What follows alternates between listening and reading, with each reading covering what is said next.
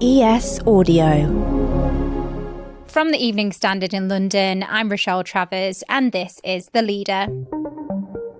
Another bleak chapter in the cost of living crisis. Inflation has reached a 40-year high at 9.4%. Well, that jump will be causing huge concern to families up and down the country who were already squeezed. Of course, we've had that very long squeeze on living standards in our country, the longest squeeze since Napoleonic times over the last 12 years. Labour Party Chair Annalise Dodds reacting to the news there. But Simon Clarke, Chief Secretary to the Treasury, says the government and the Bank of England are focused on tackling this issue. We are confident, and crucially the Bank of England is confident, that we will see a marked improvement in 2023. In the meantime, as the government's putting in place a £37 billion package of support for families up and down the country. Clips courtesy of BBC Breakfast. So things apparently should get better by next year, and some support measures have been announced. But is it enough? Those on low and middle incomes are already feeling it, and many are struggling to make ends meet.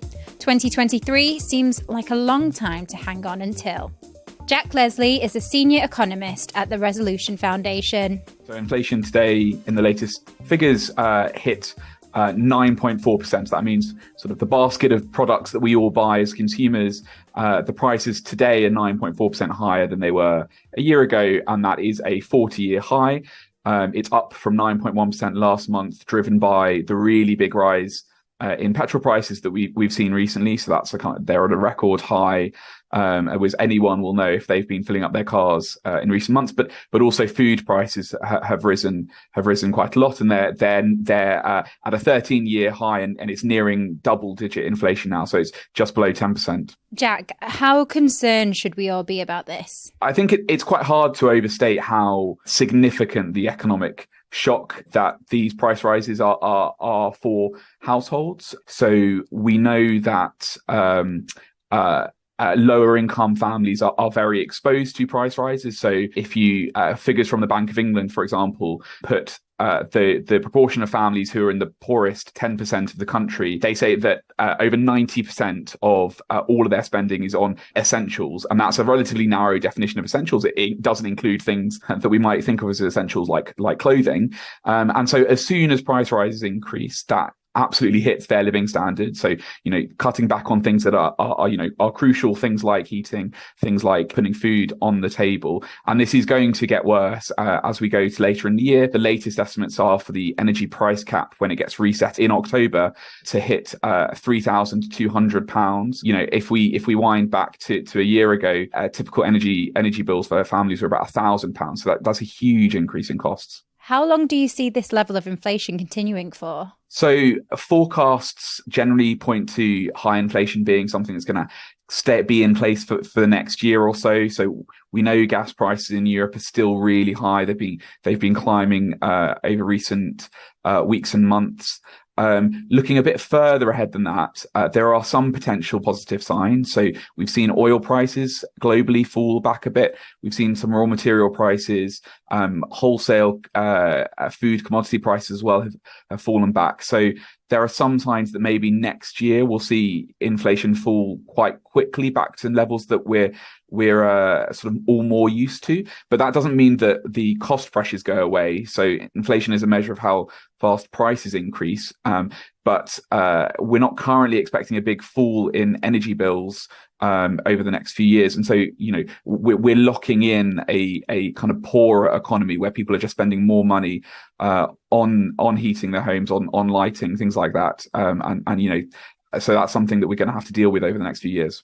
Simon Clarke, Chief Secretary to the Treasury, said we'll see a marked improvement in inflation by 2023. Does more need to be done to tackle this now? I think the package of measures that the government announced back in May were a really big step forward in terms of protecting families from the worst effects. But I think there is likely going to have to be more done, and that's particularly because energy bills look like they're going to be higher. So when the government announced their package of support a couple of months ago, they were expecting average energy bills to be £2,800 a year. As I said, they're now looking like they're going to be over 3,200. So, £400 a year, for lots of people, that doesn't necessarily sound like loads. But if you are only just about making your budget, work, and your bills are £400 higher, then that is a huge impact. And we are seeing particularly fast inflation in food as well. That's beating expectations from earlier. So I think it's going to be really hard to see how the government doesn't announce more support as we go towards the autumn. The Resolution Foundation also has some research out today about the wealth gap and arrears. Tell us about that. Yes, so something that really matters for how the cost of living crisis affects a family is whether they have ways to deal with the kind of cost increases they're dealing with. So, one obvious way is if a family has savings to fall back on, then they can protect their living standards by using those savings. What our research shows is that lower income families are really much more financially vulnerable. They're much less likely to have savings. So the proportion of families with no savings at all is 4 times higher for the lowest income than it is for better off families. And the types of they're also lower income families are also more likely to have existing high levels of debt, and particularly harmful types of debt like bill arrears. So our research shows that bill arrears are particularly associated with high levels of anxiety, low happiness when people sort of report their well-being. And so as we go into the cost of living crisis, people's energy bills are high. That's going to be a kind of debt that is particularly fast growing. It's going to be particularly fast growing for lower income families. And this is really just going to compound the difficulties they face. Let's go to the ads. Stay there to hear more about the cost of living crisis from Jack Leslie, Senior Economist at the Resolution Foundation. Whilst you're here, why not give the leader a rate and follow?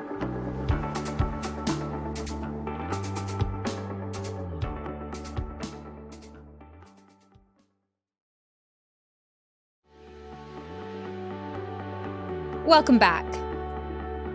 Jack, let's look into the cost of living crisis in more detail. Obviously, it's an ongoing issue, and the Resolution Foundation has been monitoring this very closely. Just put it into context for us. How much are people struggling at the moment? Yes, so I mean, we're seeing a lot of different effects start to happen, and I think it's worth saying that while sort of bills have gone up very quickly over the past few months, this is really only the start of the cost of living crisis. We've got a long way to run with high price increases. So lots of these effects are going to build, but we know that there are increasing numbers of people turning to debt advice charities as a result of the cost of living crisis. We're seeing increasing numbers of people turning to food banks to get by.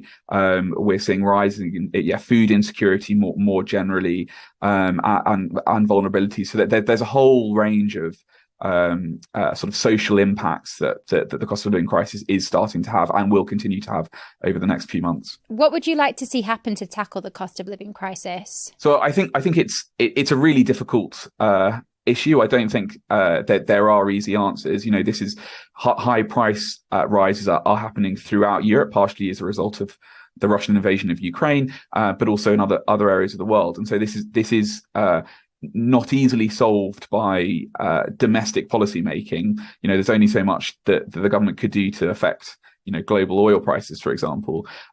So what the government does need to do, and this is what they have been doing back in May, but is to focus support on families who are going to face the biggest living standards falls as a result of the cost of living crisis. And so I think more support for people on benefits, for people who with disabilities, older families, potentially as we go into the winter, to support being able to keep the heating on, because both groups are more vulnerable if they can't heat their homes, and potentially more done in terms of providing those necessities like food that people need. Now, I know you can't predict the future, but how do you see the cost of living crisis unfolding?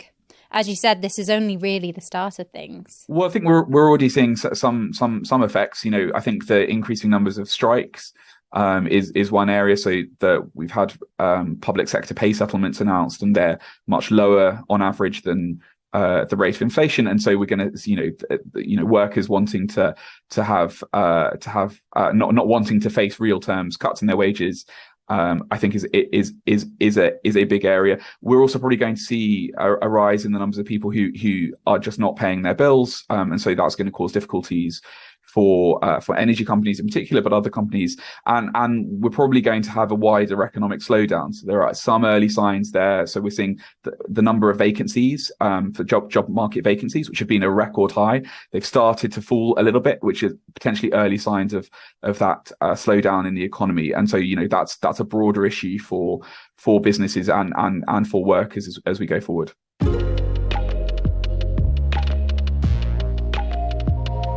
And that's it from The Leader. This podcast is back tomorrow at 4 p.m.